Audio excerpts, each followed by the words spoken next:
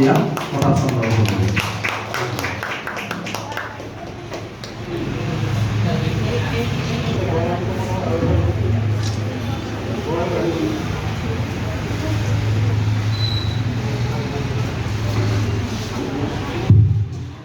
কলাকজ্যোতি দত্তলৈ ধন্যবাদ জ্ঞাপন কৰিছোঁ।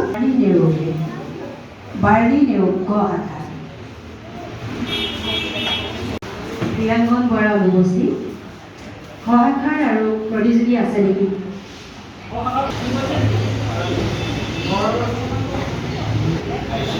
খ শাখাৰ প্ৰিয়াংগন বৰা নামটো আছে।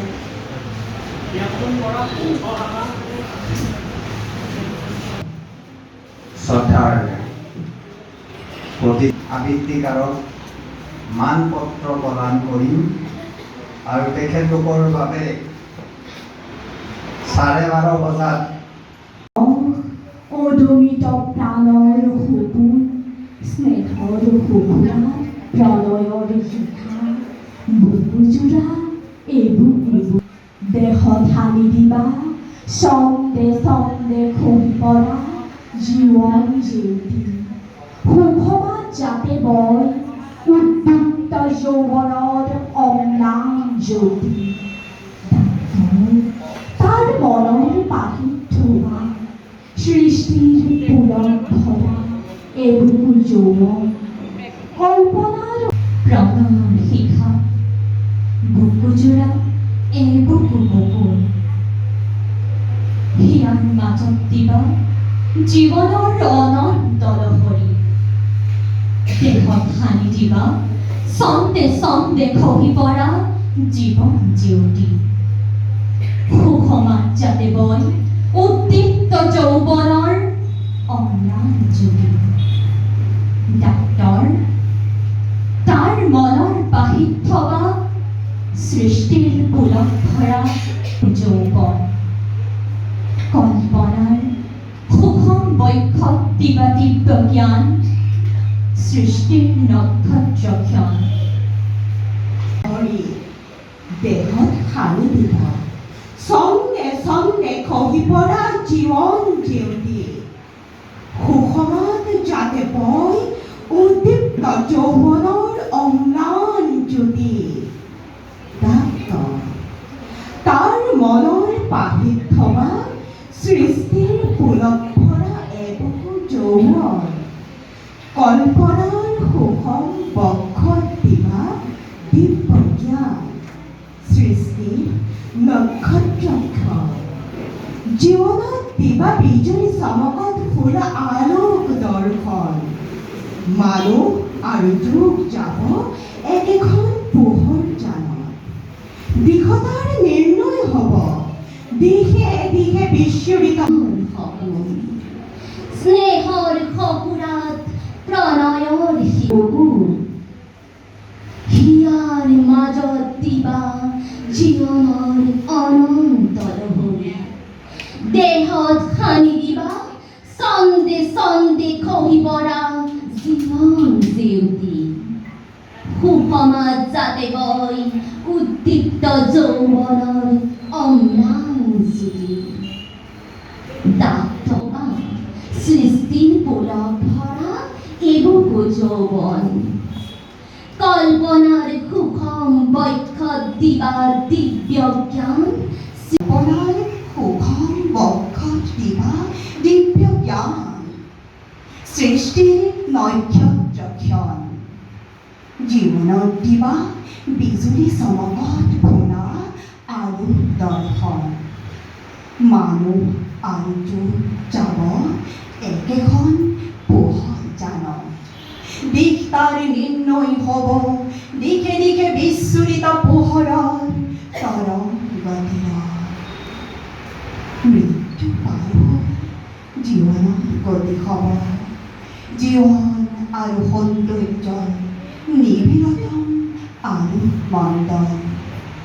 দিয়া সমৰ্খন মানুহ আৰু যুগ যাব একেখন পোহৰ জানত দিশ তাৰ নিৰ্ণয় হ'ব দিশে দিশে বিস্ফোৰিত পোহৰৰ তৰং গতিৰ মৃত্যু পাৰ হৈ জীৱন সমৃদ্ধি হ'ব জীৱন আৰু সৌন্দৰ্যৰ নিবিড়তা আৰু মন্দন দিয়া সময়ৰ পাখি ঘোঁৰাত বান্ধি দিয়া দিন নিজেই সৃষ্টি নিজেই হ'ব চালক গতি ধন্যবাদ নিপুণতাৰ ফুলবোৰ সজাই দিয়ে মুক্তিৰ প্ৰভাত জীৱন দৰ্শনৰ ৰস অদমিত প্ৰাণৰ সপোন স্নেহৰ সপোনত প্ৰণয়ৰ শিখা বুকু জোৰা এই বুকুৰ দিবা জীৱনৰ অনন্ত নগৰী দেহত সানি দিবা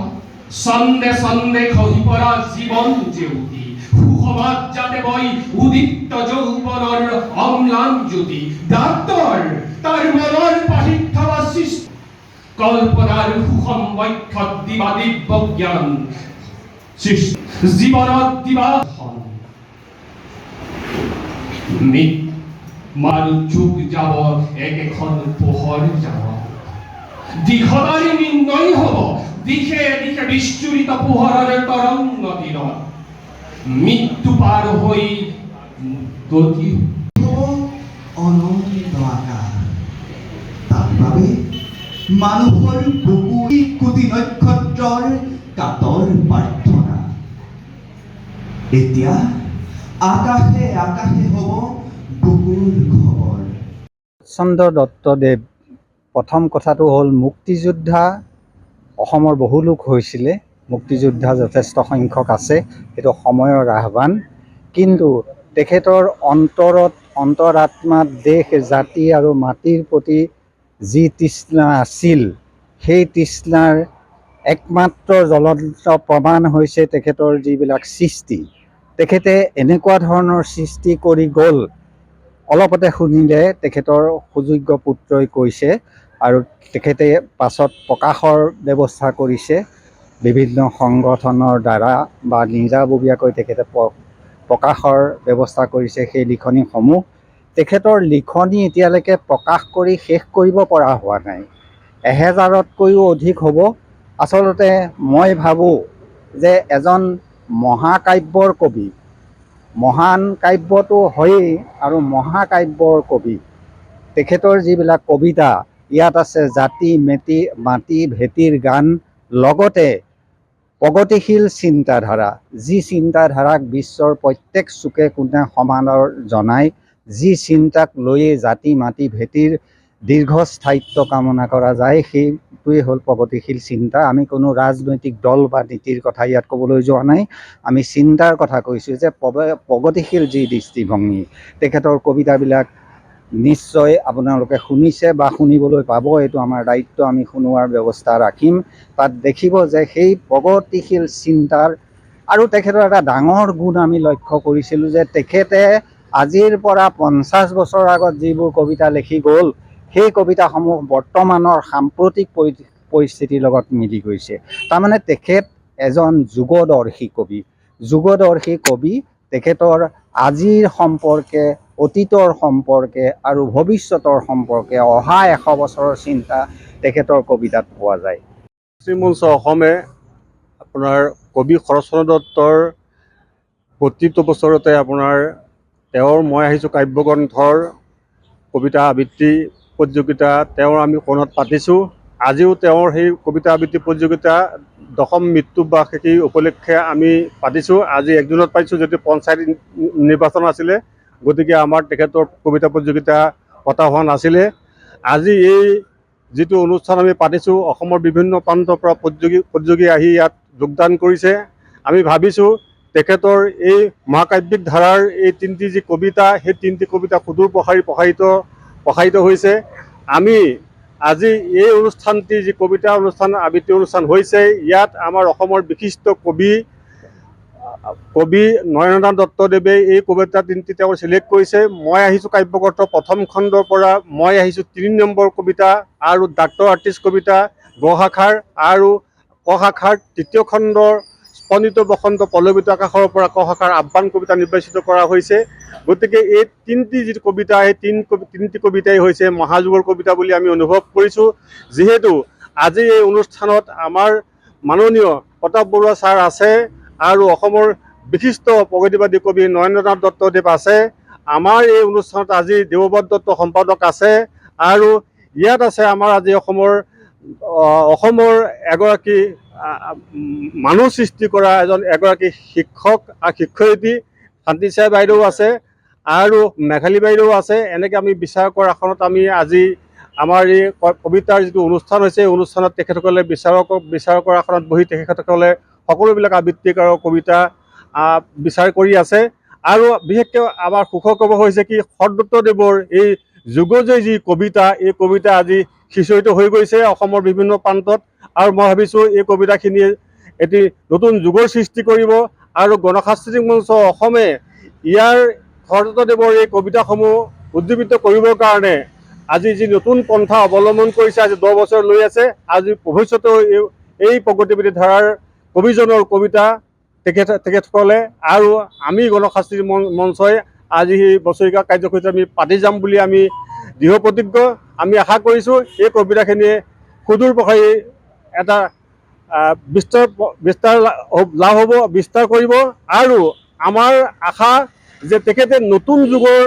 যুগ সৃষ্টিৰে যি ডাক্তৰ আৰ্টিষ্ট নামৰ কবিতা লিখিছে, যি এই কাব্যখন লিখিছে, মই আহিছোঁ নামৰ কাব্যগ্ৰন্থখন লিখিছে। কাব্যগ্ৰন্থখন 6টা খণ্ড আৰু 2টা উপখণ্ডত 1600 পৃষ্ঠাৰ এখন মহান কাব্য বুলি বিবেচিত হৈছে। আমি আশা কৰিছোঁ সুদূৰ ভৱিষ্যতে আমি এই কিতাপখনি আৰু তেখেতৰ যি কবিতা ধাৰা, তেখেতৰ কবিতা, এই মহান কাব্যখনৰ কবিতাখিনি আমি প্ৰসাৰ কৰিম বুলি আমি দৃঢ় প্ৰতিজ্ঞ। এই মোৰ মন্তব্য।